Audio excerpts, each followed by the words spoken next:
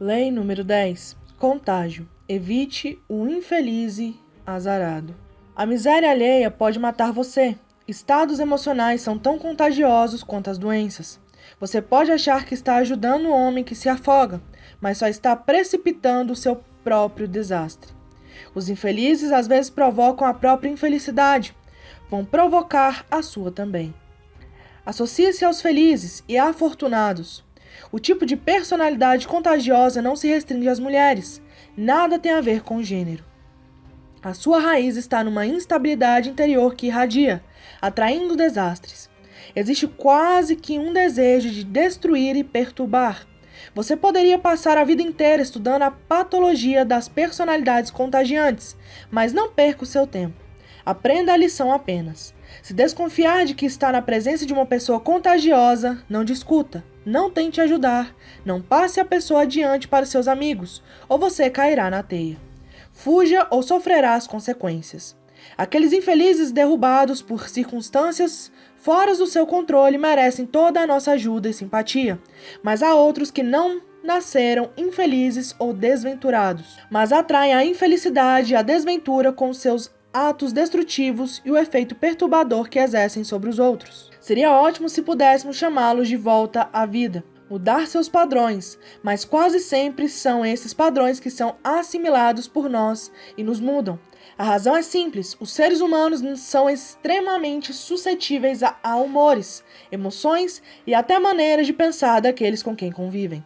A pessoa irremediavelmente infeliz e instável tem um poder de contaminação muito forte porque sua personalidade e emoções são muito intensas.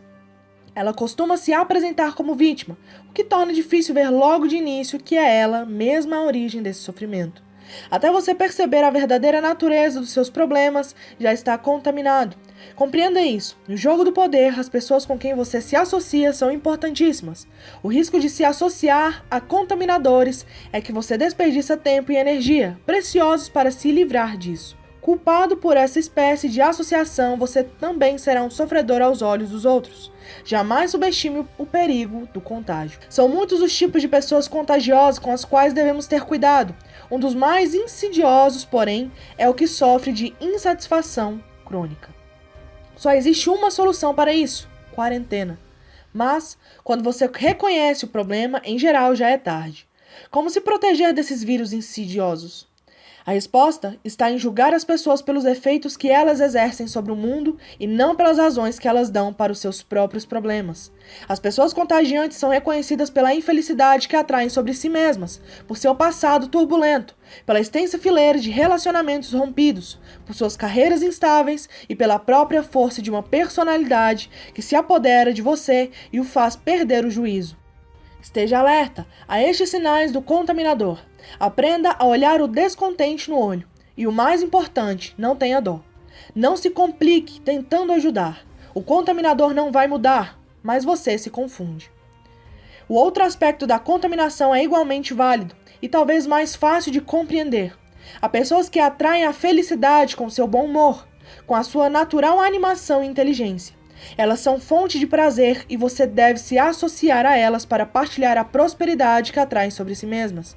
Não estamos falando apenas de bom humor e sucesso. Todas as qualidades positivas podem nos contagiar. Tire proveito do aspecto positivo deste osmose emocional.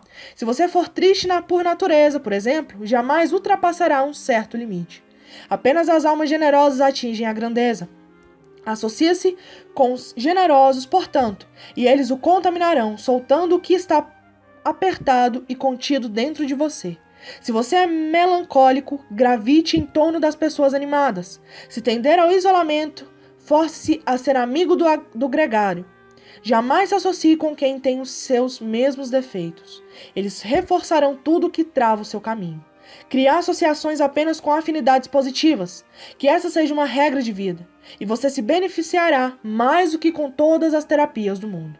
O inverso. Essa lei não aceita o inverso. Sua aplicação é universal. Nada se lucra associando-se com quem pode contagiar sua miséria. Só se obtém poder e sorte associando-se com os afortunados. Ignore essa lei por sua própria conta e risco. Reconheça o afortunado, de modo a poder escolher a sua companhia e o desafortunado para poder evitá-la. O infortúnio é em geral uma tolice, e entre os que sofrem dela não há doença mais contagiosa. Não abra sua porta para a menor das infelicidades, pois se o fizer, muitas outras virão em seguida. Não morra da infelicidade alheia. Baltazar Gracian, 1601-1658. Lei número 11. Aprenda a manter as pessoas dependentes de você. Para manter a sua independência, você deve sempre ser necessário e querido. Quanto mais dependerem de você, mais liberdade você terá. Faça com que as pessoas dependam de você para serem felizes e prósperas, e você não terá nada o que temer. Não lhes ensine o bastante ao ponto de poderem se virar sem você.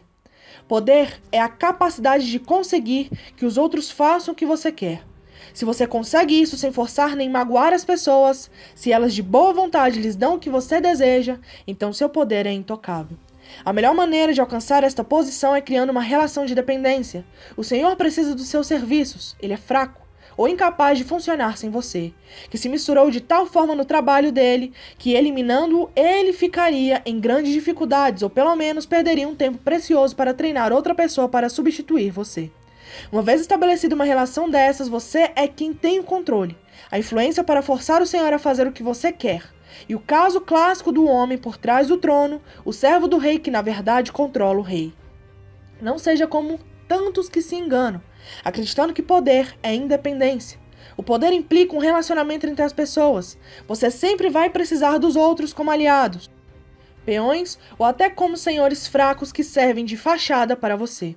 O homem totalmente independente viveria numa cabana na floresta. Estaria livre para ir e vir à vontade, mas não teria poder. O máximo que você pode esperar é que os outros fiquem tão dependentes de você que você passa a usufruir um tipo inverso de independência. A necessidade que eles sentem de você o deixa livre. Você não precisa ter o talento de um Michelangelo. Basta uma habilidade que o destaque da multidão.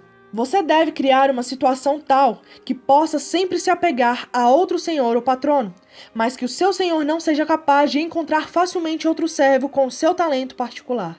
E se na realidade você não for mesmo indispensável, deve encontrar um jeito de parecer que é. Aparentar ser dono de um conhecimento e uma habilidade especializados lhe dá uma margem de segurança para fazer os seus superiores acharem que não vivem sem você. A dependência real por parte do seu senhor, entretanto, o deixa mais vulnerável a você do que a falsa. E você sempre poderá tornar a sua habilidade indispensável. Isso é o que se estende por destinos entrelaçados, como a era que vai se agarrando no muro. Você está tão enredado na origem do poder que será muito traumático arrancá-lo dali. E você não precisa necessariamente ficar entrelaçado com o Senhor. Outra pessoa ficará, desde que ela também seja indispensável na cadeia. Para fazer com que outros dependam de você, um caminho a tomar é a tática do serviço secreto, sabendo o segredo das outras pessoas, guardando informações que elas não gostariam de ver divulgadas. O seu destino fica selado aos delas. Você fica intocável. Os ministros da política secreta mantiveram essa posição por séculos. Eles podem fazer ou derrubar um rei. Um último aviso: não pense que o seu senhor, porque depende de você, vai amá-lo. De fato, ele pode se ressentir e ter medo de você, mas como disse Maquiavel, é melhor ser temido do que amado. O medo você pode controlar, o amor não. Depender de sentimentos tão sutis e inconstantes como o amor ou a amizade só deixa você inseguro. É melhor que outros dependam de você por temer as consequências de perdê-lo do que por gostar da sua companhia. O inverso. O lado negativo de fazer os outros dependerem de você é que você, de certa forma, fica dependente deles. Mas não aceitar isso significa livrar-se dos seus superiores, ficar sozinho sem depender de ninguém. Esse é o impulso monopolista de um J.P. Morgan ou de um John D. Rockefeller. Eliminar toda a concorrência, ficar no controle total. Se você pode encurralar o mercado, melhor. Toda independência tem o seu preço. Você é forçado a se isolar. Os monopólios com frequência se voltam para dentro e se destroem pela pressão interna. Eles também despertam fortes ressentimentos, fazendo os inimigos se unirem contra eles. O impulso para o controle total é muitas vezes pernicioso e inútil. A interdependência é a regra, a independência uma rara e quase sempre fatal exceção. É preferível se colocar numa posição de dependência mútua, portanto, e seguir esta regra do que procurar o inverso. Você não sofrerá a insuportável pressão de estar no topo, e o Senhor acima de você é que será o seu escravo, pois ele é quem vai depender de você. Faça as pessoas dependerem de você. Ganha-se mais com essa dependência do que cortejando-as. Quem já saciou a sua sede, dá logo as costas para a fonte, não precisando mais dela. Não havendo dependência, desaparece também a civilidade e a decência, e depois o respeito. A primeira coisa que se aprende com a experiência é manter viva a esperança, porém nunca satisfeita, manter até um patrono real sempre precisando de você. Baltazar Gracian, 1601-1658. Lei número 12. Use a honestidade e a generosidade seletivas para desarmar a sua vítima. Um gesto sincero e honesto encobrirá dezenas de outros desonestos.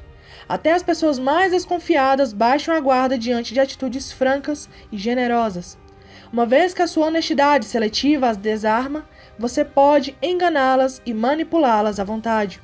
Um presente oportuno, um cavalo de Troia, será igualmente útil. A melhor maneira de conseguir isso é aparentando sinceridade e honestidade. Quem vai desconfiar de uma pessoa literalmente apanhada num ato honesto? A essência da trapaça é a distração. Distraindo as pessoas a quem pretende enganar, você ganha tempo e espaço para fazer algo que elas não perceberão. Um gesto delicado, generoso ou honesto, muitas vezes é a forma mais eficaz de distração porque desarma as suspeitas da outra pessoa. Elas ficam como crianças, aceitando ansiosas qualquer demonstração de afeto. É melhor usar a honestidade seletiva logo no primeiro encontro. Somos todos criaturas de hábitos e nossas primeiras impressões duram muito. Se alguém acreditar desde o início que você é honesto, vai demorar para convencer essa pessoa do contrário. Você ganha espaço para a manobra. Em geral, não basta uma única atitude honesta. O que é necessário é a reputação de pessoa honesta, baseada numa série de atitudes, mas essas podem ser bastante inconsequentes.